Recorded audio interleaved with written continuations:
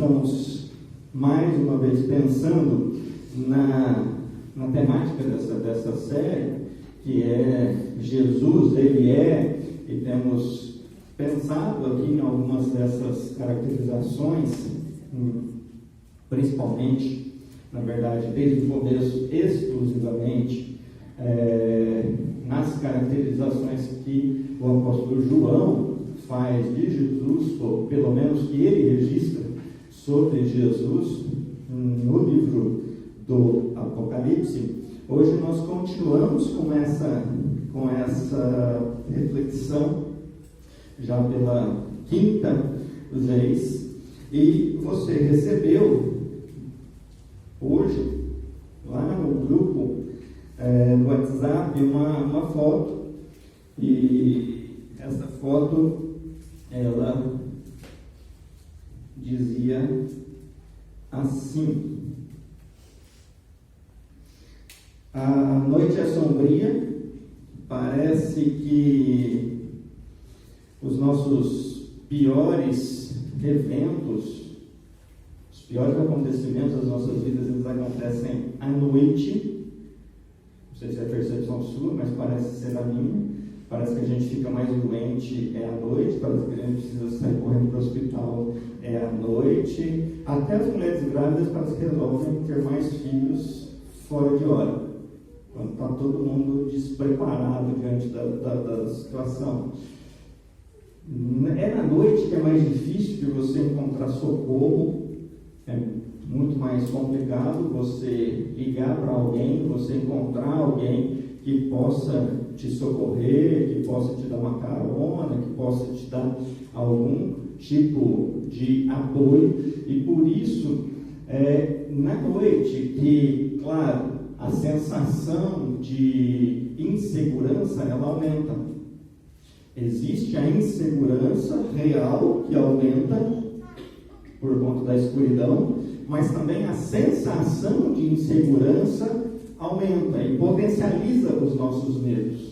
Saímos razoavelmente tranquilos na rua, talvez numa região mais perigosa durante o dia, mas não temos a mesma coragem de passar pela mesma região, pela mesma rua durante a noite. E se fazemos com um medo muito grande. Isso não é insegurança, isso é só sensação de insegurança, mas é na noite que isso acontece. Então, esse quadro de escuridão, esse quadro que parece que esconde as coisas, parece que esconde os perigos, os monstros, os medos, e que a qualquer momento isso vai vir à tona, para nós é sempre um problema.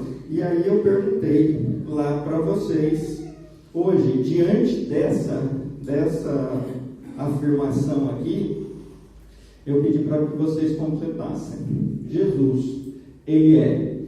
E muitos falaram que Jesus é a luz, que Jesus é a fortaleza, que Jesus é a segurança. E, como eu disse na semana passada, tudo isso é verdadeiro. Mas, não para contrariá-los, mas eu trago nessa noite uma reflexão acerca de uma outra caracterização que nós encontramos aqui no livro do Apocalipse, lá no finalzinho, e daqui a pouquinho nós vamos ler o texto. Bem, é diante então desse quadro sombrio que nós encontramos a seguinte caracterização: Jesus é a estrela da manhã. Gente, essa é uma afirmação extremamente bonita a respeito de Jesus. Bonita e importante. Importante para eles, para os primeiros ouvintes dessa carta, desse livro, porque eles viviam num ambiente de medo, de insegurança. Já vimos isso aqui, falamos sobre isso várias vezes, e é claro que é extremamente importante para nós também, porque de alguma maneira vivenciamos esses medos e essa insegurança também nos dias de hoje. E João vai registrar essa caracterização de Jesus. Eu digo registrar porque quem se caracteriza como sendo a estrela da manhã é o próprio Jesus. Bom, nós já vimos isso aqui desde o início, na verdade, dessa série, que todo esse contexto, todo o ambiente em que João está vivenciando, claro, João está na ilha de Patmos, exilado, afastado, ou razoavelmente afastado desse meio de perseguição, prisão e morte, mas ele está vivenciando isso também e acompanhando aquilo que está acontecendo em relação à igreja cristã e do final do primeiro século, talvez ano 90, mais ou menos. Ambiente de ansiedade, de você ver pessoas queridas sendo presas, torturadas, mortas, tempo de angústia, tortura, morte de gente, de irmãos em Cristo, de familiares seus, e é claro que isso vai gerar medo, isso vai gerar dor, isso traz o pranto, o lamento, e é por isso que o Apocalipse faz questão de registrar que do olho será enxugado toda lágrima. Bom, esse ambiente é o ambiente que João está escrevendo. Para essas pessoas, João está escrevendo, para pessoas que estão experimentando tudo isso aqui, experimentando a agonia de viver tudo isso aqui. Então, é com isso em mente que nós lemos todo o livro do Apocalipse.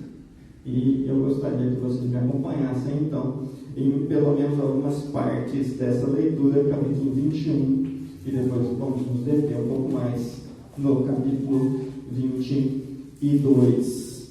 Bom, alguns fragmentos que merecem ser destacados logo no início do capítulo 21 são esses que estão aqui. Bom, o capítulo 21 começa falando, depois de todo aquele cenário de guerra, de destruição, e besta que se ergue, é o anticristo, é falso profeta, mas é também o cordeiro que abre o livro que estava selado, é também o cordeiro que é vitorioso, também o cordeiro que põe fim a todos esses inimigos que vão sendo apresentados no decorrer do livro. Quando chega no final do livro do Apocalipse, sobretudo nos 2 últimos capítulos, há uma clara intenção de fazer com que a gente entenda que realmente um fim chegou. Acabou todo aquele cenário ali. E aí, no capítulo 21, logo no primeiro verso, nós lemos assim: vi novo céu e nova terra, porque o primeiro céu e a primeira terra passaram. Bom, essa criação já não existe mais. Essa criação que foi desgastada, que foi contaminada pelo pecado, já não existe mais. Essa maldade que é fruto da presença da natureza pecaminosa em nós, em mim e em você, porque embora sejamos livres da condenação do pecado, não somos livres da presença do pecado e fazemos muita coisa de ruim. E essa muita coisa de ruim que fazemos é consequência do pecado nas nossas vidas. Tudo isso já não existe mais. Acabou. A visão de João é que existe um novo céu e existe uma nova terra. O mar já não existe mais. O mar, dentro da linguagem bíblica, é lugar de medo, é lugar que gera pavor, porque é o desconhecido. Lembram-se que é do mar que surge a besta, lembram-se que é para o mar que os porcos que são tomados pelos demônios se atiram, é do mar que se levanta a tempestade, que coloca os discípulos apavorados, enquanto Jesus está tranquilo, dormindo dentro do barquinho. O mar, ele tem essa capacidade de trazer essa informação do medo, do desconhecido, mas o mar já não existe mais. Nessa nova criação não há mais esse fomentador do medo. Bom, também não há morte. A morte também já não existe mais. Verso 4 diz assim: e ele lhes enxugará dos olhos toda lágrima, e a morte já não existirá. Não vai existir pranto, nem luto, nem dor, porque as primeiras coisas acabaram, já passaram. O pavor imposto pela morte já não existe mais. O pavor de perder pessoas amadas já não existe mais. O pavor de perder o relacionamento já não existe mais. A sensação de fim já não existe mais. O medo, que embora na teoria nós venhamos a afirmar que não temos medo da morte, porque a morte é um estar com Cristo, na prática não é bem assim. Sabemos disso. Talvez alguns mais, outros menos. Mas todos nós temos medo da morte. E alguns, inclusive, vão dizer que tem medo da morte porque não sabe o que tem do outro lado. E até crente diz um negócio desse. É estranho, né? Mas é assim. Porque saber de experimentar é verdade, nós sabemos. Mas a nossa fé ensina o que tem pós-morte. Mas nada disso existe mais a partir do momento dessa nova criação, dessa reconstrução de tudo o que existe. Haverá apenas um local onde Deus e o seu povo habitarão. Verso 3. Então ouvi grande voz vinda do trono, dizendo: eis o tabernáculo de Deus com os homens, Deus habitará com eles serão povo de Deus, e Deus mesmo estará com eles. A única coisa que existe, é a única coisa que verdadeiramente importa, é Deus conosco, e nós com o nosso Criador. É isso. Sem impedimento, sem essa angústia, sem a ansiedade, sem a dor, sem o pranto, sem a insegurança, nada disso, apenas nós diante do nosso Deus, e esse Deus convivendo conosco. Então todo esse cenário de incerteza, todo esse cenário de medo, de não saber o que vai ser o dia de amanhã, de não saber se estará vivo ou que as suas pessoas amadas estarão com você no dia de amanhã, especialmente experimentado por aqueles nossos irmãos que estão vivendo no contexto em que essa carta, no tempo em que essa carta ela é escrita, nada disso existe. Nada disso existe. E lembram-se que a semana passada eu afirmei aqui que Apocalipse não é um livro para ter medo. Apocalipse é um livro para você ler e sair da leitura com o coração absolutamente confortável. E mais uma vez é isso que nós encontramos aqui. Isso vamos encontrar no Apocalipse inteiro. Nos 22 capítulos nós vamos encontrar essa afirmação, essa intenção. Não há mais nenhum tipo de sentimento que nos afaste dessa vivência que é a vida plena, que é a vida em abundância, que é a vida vivida da maneira como Deus nos criou para que a vivêssemos, que é a vida experimentada sem impedimento na relação com o nosso Criador. Nenhum impedimento. Fomos criados para isso. E é isso que o livro de Apocalipse, então, vai nos apresentar no final de todas as coisas. Então, quando nós lemos essas informações iniciais aqui, nós vamos encontrando que os dois últimos capítulos do livro de Apocalipse, capítulo 21 e capítulo 22, eles apontam para a esperança. Palavra essencial para a nossa fé. Esperança. Não a esperança no sentido de possibilidade. Tenho esperança que dê certo. Isso é uma possibilidade apenas. Mas é a esperança de quem apenas espera. Espera porque não chegou o momento de acontecer. Você está apenas esperando. Mas a sua fé, que é a firme convicção, te diz que vai acontecer. Vai acontecer. Basta esperar. Basta esperar o tempo certo. Basta esperar o tempo de Deus. E esse é o tempo certo. Capítulo 21 e capítulo 22 de Apocalipse aponta para a esperança. Esperança que ela vai surgir quando, em meio à escuridão da noite, a escuridão da alma, a expressão usada por alguns, brilha a estrela da manhã. É assim que Jesus se autodescreve, já nas últimas linhas do livro de Apocalipse.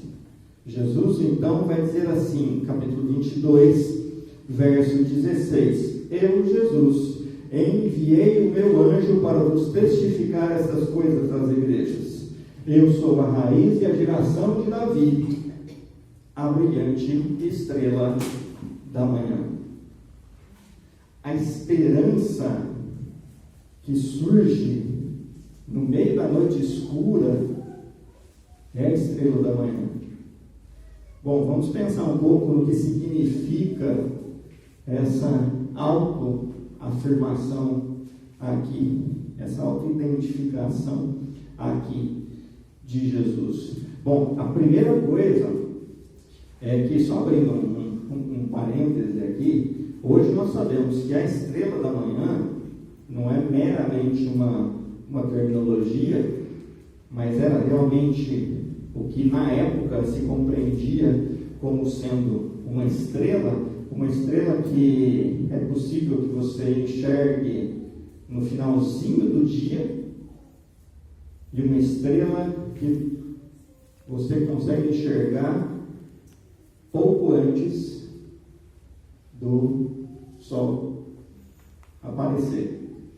Hoje nós sabemos, já nos ensinaram isso, que é o planeta Vênus. Essa é a estrela da manhã. Eles não sabiam, por isso eles chamavam de estrela e não de planeta. E essa estrela, ela tinha uma função extremamente importante. Não era à toa que essa estrela era também chamada de estrela do pastor. Porque o pastor que estava no campo e dormia no campo, cuidando lá do seu rebanho, das suas ovelhas, ele se orientava por essa estrela, tanto na questão de direção, quanto na questão de saber as horas. Era a partir da visualização dessa estrela. Bom, claro que Jesus, ao se identificar com essa estrela, ele está nos ensinando alguma coisa. E pelo menos duas verdades podem ser aprendidas a partir dessa identificação aqui de Jesus. A primeira delas é que a estrela da manhã, ela anuncia um novo tempo. Bom, você tem a noite escura, talvez fria, um certo ciclo, um certo número de horas que coloca o pastor que vivia lá no campo, ou qualquer outra pessoa, numa situação de vulnerabilidade, em que os medos afloram, em que a insegurança, que a sensação de insegurança também crescem, mas a partir do momento que você, diante dessa situação, você olhasse para o céu e visse ali a estrela da manhã, dava aquele assim, ufa, ainda bem que esse período está acabando, porque se a estrela está ali, é porque daqui um pouco, ali, o sol começa a subir, e o dia começa, e as coisas ficam claras. Agora, se o lobo vem, eu vejo. Agora, se o ladrão vem, eu vejo. Agora, se o inimigo vem, eu vejo. Bom, Jesus se identificar como sendo a estrela da manhã, anuncia esse novo tempo. Anuncia que a noite escura, que esse período de medo, de sofrimento, ele tem fim. Ora, se coloque no lugar, primeiro, daqueles nossos irmãos que ouviriam esse livro, a leitura desse livro pela primeira vez. Todo mundo apavorado, todo mundo vivendo uma situação de angústia, medo, sofrimento, mas de repente eles ouvem assim, mas esse tempo que vocês estão vivendo vai ter fim. Jesus é indício, Jesus é a certeza, não indício, Jesus é a certeza de que esse tempo chegará ao fim. Sabe esse ufa, ainda bem que esse período está acabando? É isso, e é isso que o texto quer provocar, e é isso que o texto tem que provocar em nós. Às vezes nós vivemos de uma maneira extremamente angustiada por conta das dificuldades da vida, por conta dos problemas, tanto dos problemas sociais, dos problemas macros, né, ou dos nossos problemas pessoais, individuais, que afetam cada um de nós de uma determinada maneira, e a sensação que dá é que assim, o dia de amanhã será pior do que hoje. Como eu chego a essa conclusão? Porque hoje já foi pior do que ontem. E ontem foi pior do que ontem. E vai piorar. E vai piorar, e vai piorar, e vai piorar. Bom, em parte isso é verdade. Em parte isso é verdade porque a Bíblia ensina que existe uma progressiva piora. Só que às vezes nós paramos a nossa compreensão bíblica, dessa leitura do tempo, aí vai piorar, vai piorar, vai piorar. Socorro, estou completamente desesperado, não sei o que fazer, e a perspectiva para amanhã é a pior possível. Bom, bastaria que a gente olhasse para cima e enxergasse a brilhante estrela da manhã e trouxéssemos ao nosso coração essa sensação de graças a Deus. O fim desse tempo de angústia está próximo. É isso, é dessa maneira que temos que ser impactados quando pensamos que Jesus está voltando, quando pensamos que a ordem, a criação será refeita, que os novos céus serão feitos, que uma nova terra será feita, que o medo, que a angústia, que a dor, que a insegurança, que o pranto, que o lamento, nada disso mais importa, ou nada disso importará, porque já não existirá mais. Isso tem que trazer ao nosso coração, não a alienação do tipo assim, está horrível a minha vida, glória a Deus por isso. Não é isso. Não é em todas as coisas. Melhor, é em todas as coisas, não é por todas as coisas dar graça. Descobri que eu tenho uma doença terminal. Glória a Deus por isso. Não. Apesar da doença terminal, continuar dando glória a Deus. É em todas as coisas. E não glorificar a Deus porque está sofrendo, mas é continuar glorificando a Deus mesmo que esteja sofrendo. E como é possível isso? Olhando para a brilhante estrela da manhã, que anuncia o fim dessa noite escura, que anuncia o fim desse tempo de sofrimento, porque nenhum sofrimento é para sempre. Nenhum sofrimento é para sempre. Às vezes somos pegos numa compreensão de que existem alguns problemas nas nossas vidas que não têm fim. Que não tem fim. Não existe problema que não tenha fim. Ainda que você possa morrer antes do problema ser resolvido. Se for assim, o problema teve fim também. Não é verdade? Teve fim, acabou. Você não acabou, mas o problema acabou. Você está livre desse problema. Há fim para todo sofrimento. Há fim para toda dor.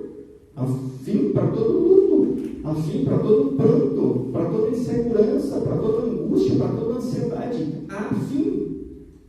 Quando nós pensamos na nossa relação com Deus como filhos de Deus, isso sim é que não há fim.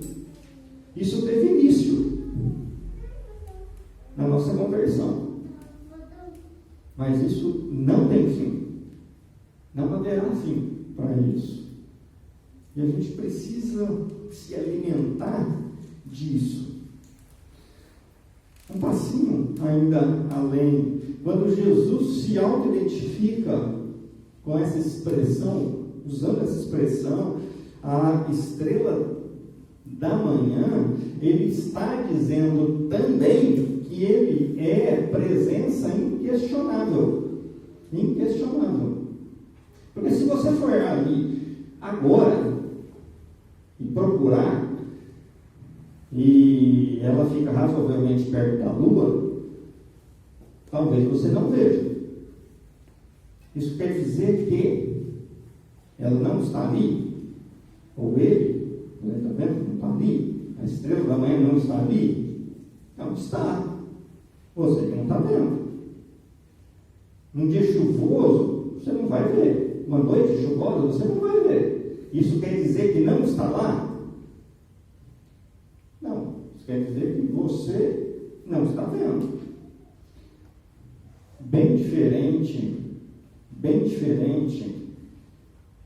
se Jesus tivesse usado algum simbolismo, tomado para si alguma característica de algo que pode estar lá, mas também pode não estar. Bem diferente. Quando Jesus faz uso de algo, é claro, algo que era do conhecimento daqueles primeiros ouvintes ali, mas Jesus faz questão de fazer uso de algo que inquestionavelmente estará lá. Jesus também está dizendo que ele inquestionavelmente está lá. Sabe aquela sensação de ser pego pelas dificuldades da vida, pelos problemas da vida, em que você parece que procura a presença de Deus e não encontra? Talvez você já tenha passado por situações assim. É o chamado perder o chão. O chão deixou de estar embaixo de você? Não, né? Nunca. Só se você fosse andando, e em determinado momento você ia chegar na borda da terra, porque a terra é plana, segundo alguns, e ia cair. Como não tem como ser assim? O chão está aí, embaixo de você, aonde estiver. Mas tem sensação, tem notícia que chega para a gente, tem situação que chega na nossa vida que parece que desapareceu. Parece que desapareceu. Não é? Mas é só sensação. Você só está impedido de identificar o chão por conta do impacto desse problema na sua vida. Nossa relação com Deus é exatamente assim também. Mesmo que em alguns momentos parece que Deus não esteja atento, mesmo que em alguns momentos parece que Deus desviou o olhar, que encolheu a mão, que tapou os ouvidos, gente, tudo isso é apenas sensação que nós temos por conta do impacto que algum determinado problema trouxe à nossa vida. Mas as mãos continuam estendidas, os ouvidos continuam abertos, seus olhos continuam postos sobre a nossa vida. E isso não muda. Isso é imutável. Esse cuidado é imutável. Nem mesmo é diminuído. Quando Jesus se auto-identifica como sendo a estrela da manhã, Ele também está dizendo aos nossos irmãos que viviam essa situação de o chão está desaparecendo debaixo dos nossos pés, Ele está dizendo que Ele está presente, mesmo que talvez por alguns momentos ou em algumas situações pareça não estar presente. O que isso causa em mim? O que isso causa em mim? O que isso causa em você? No momento de dificuldade, no momento da dor, no momento do pranto, do lamento, da ansiedade, o que isso causa em você? Você ter a convicção de que Ele continua sendo o Deus presente. A mim, apesar do impacto negativo que a situação possa causar, a mim, essa verdade, ela traz alívio. Ela traz alívio. Ela traz de volta, talvez, a sensação de segurança que eu sentia antes do problema. Porque enquanto está tudo bem, a gente se sente seguro. Aí quando vem alguma coisa, ruim, alguma situação negativa nas nossas vidas, nós perdemos essa estabilidade.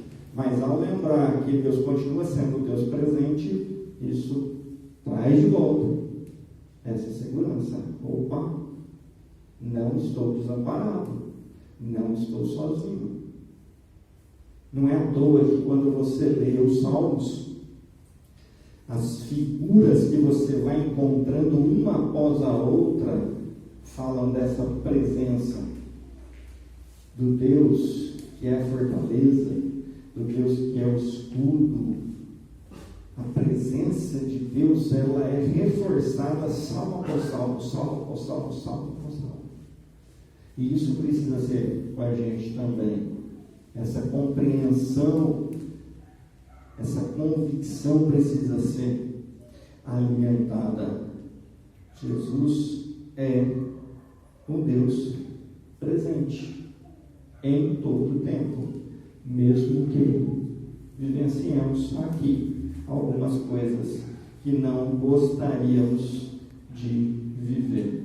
Então, quando eu volto para esse primeiro quadro aqui, para essas primeiras sensações, que eram as sensações dos nossos irmãos, mas com certeza são também as nossas sensações, talvez diminuídas aqui, ou talvez até aumentadas, talvez alguns de nós possam até acrescentar algumas palavras a esse quadro, mas tudo isso, esse conjunto de escuridão da alma, esse conjunto de medo, esse conjunto de um estado ali, de um tempo das nossas vidas em que parece que a coisa não vai, e não anda, e nada melhora, e tudo que eu faço dá errado, e quando parece que melhora, piora, e essa vivência, aquela vivência deles, que também pode ser a nossa, isso se esvai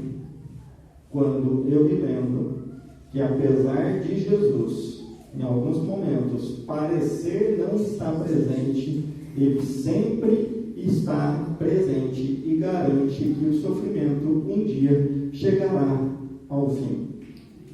Ele não garante que nós não vamos sofrer nessa vida. Isso Ele não garante.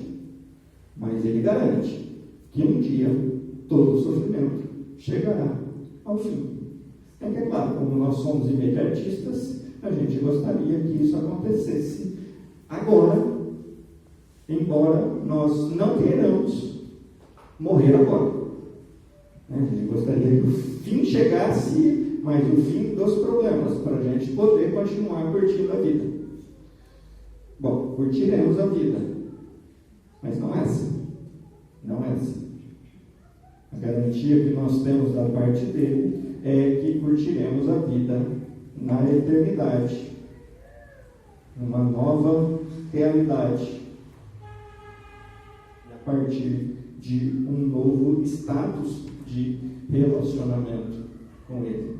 Quando nos lembramos disso, de que Jesus, o Emmanuel, o Deus conosco, continua sendo o Deus conosco e nunca deixará de ser o Deus conosco, um Deus que garante que o fim, ou melhor, um Deus que garante que o sofrimento chegará ao fim, o que acontece é que essa verdade, ela tem a capacidade de acalmar o meu coração. E eu espero que isso acalme o seu coração. Eu espero que diante das nossas dificuldades, eu espero que você, diante das suas lutas, você tenha o seu coração acalmado a partir não somente da informação, mas a partir da convicção de que